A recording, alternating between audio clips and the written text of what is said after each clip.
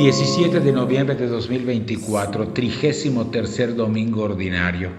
Los textos de este domingo 33 están tomados, la primera lectura del libro del profeta Daniel, capítulo 12, versículos del 1 al 3.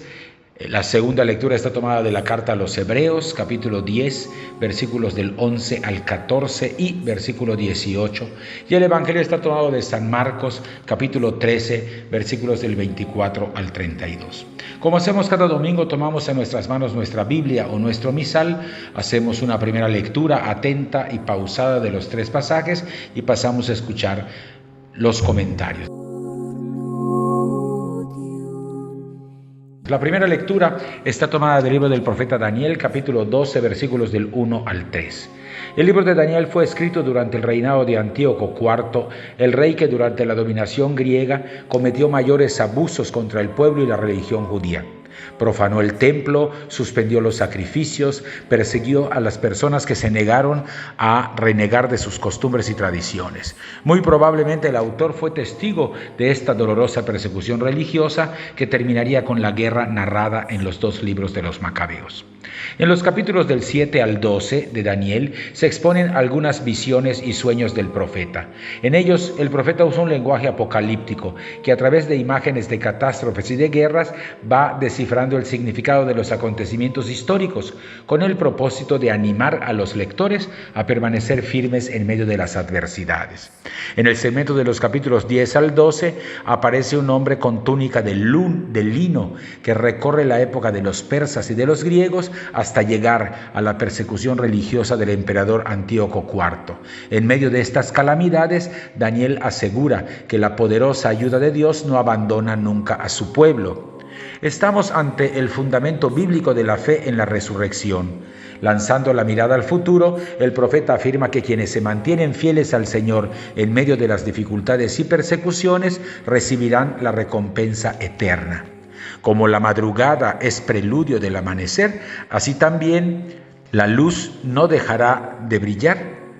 Estos tiempos de angustia son tiempos de anuncio de un desenlace en el que Dios premia a los que han permanecido fieles. El libro de los Macabeos dará testimonio de la continuidad de este pensamiento, pues anima a los mártires y les da el coraje necesario para enfrentar incluso la muerte por fidelidad al Dios verdadero. La resurrección es la promesa dirigida a quienes en medio de tribulaciones permanecen firmes.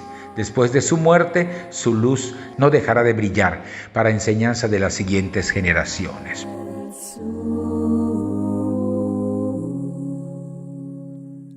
La segunda lectura está tomada de la carta a los Hebreos, capítulo 10, versículos del 11 al 14 y versículo 18.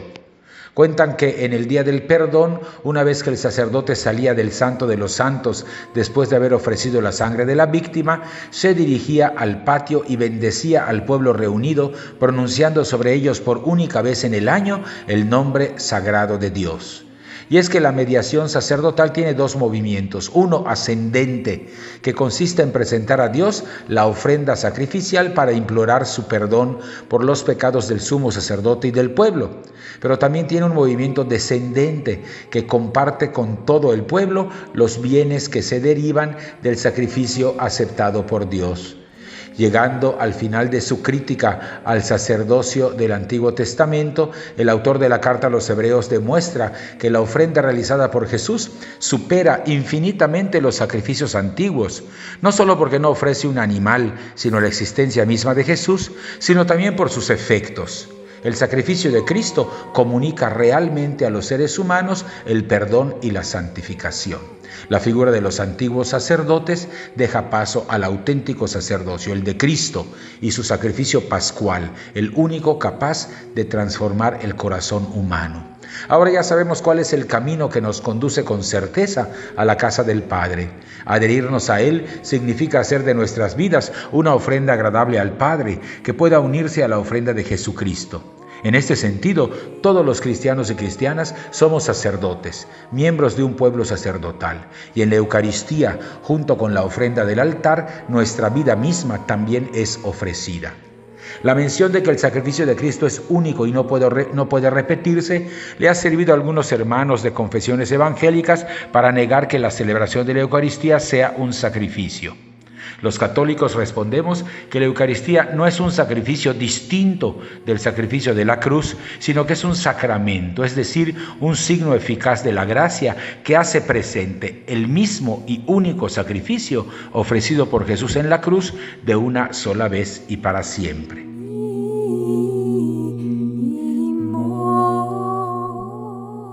El Evangelio está tomado de San Marcos capítulo 13, versículos del 24 al 32. El lenguaje apocalíptico expresaba su mensaje a través de conmociones cósmicas que sirven como puerta de entrada a la intervención de Dios, una intervención que va a dar vuelco a la historia. Todo ello para animar a los creyentes a permanecer perseverantes en medio de los conflictos. Jesús conocía ese lenguaje y lo usó en diversas ocasiones. Hoy leemos un fragmento del capítulo 13, conocido precisamente como el discurso escatológico, en el que Jesús habla del fin del mundo para responder a una pregunta que le han formulado sus discípulos en el capítulo 13, versículo 4. 3 momentos inician el pasaje. Una catástrofe cósmica que ocupa los versículos 24 y 25. La venida gloriosa del Hijo del Hombre, versículo 26, y la reunión de todos los elegidos, versículo 27. Todo ello se ilustra con imágenes arrancadas de relatos proféticos que aluden al día del Señor. Isaías 13:10, Isaías 34:4. El Hijo del Hombre, aquel que había sido mencionado en Daniel 7 del 13 al 14, reúne a los elegidos desde los 4 puntos cardinales en un sentido claramente universalista. El anuncio del fin del mundo tiene como objetivo alentar a los discípulos a enfrentar los momentos de prueba que solo terminarán con la venida del Señor. Los últimos tiempos han comenzado ya con la muerte y resurrección de Jesús. La lucha entre los poderes del mal y los discípulos del resucitado continuará hasta la parusía. Pero la advertencia de Jesús nos impide quedarnos dilucidando el momento final, cuándo será, para favorecer en cambio una mirada atenta y vigilante que permita a los discípulos atender a los signos humildes, pero que hacen transparente la acción del Espíritu del resucitado en el mundo. 2 comparaciones le sirven a Jesús. La primera es la higuera, que invita a tener discernimiento frente a los signos de la historia. Otra comparación es la del dueño de una casa que se va de casa, lo que pide vigilancia de parte de los discípulos y responsabilidad en las tareas encomendadas, porque no se sabe cuándo regresará. La invitación final del pasaje es que los discípulos vivamos atentos y en oración para no caer en la tentación.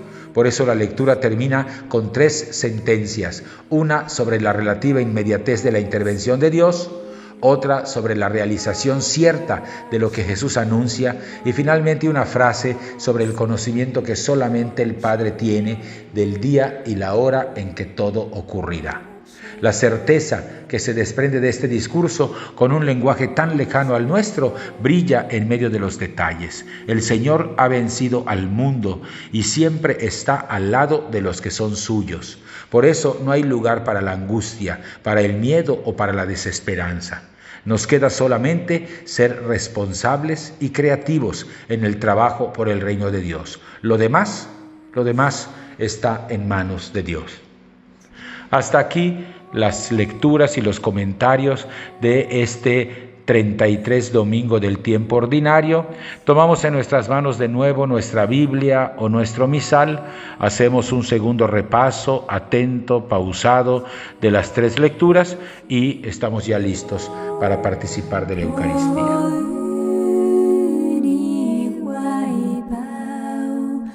Trung Quốc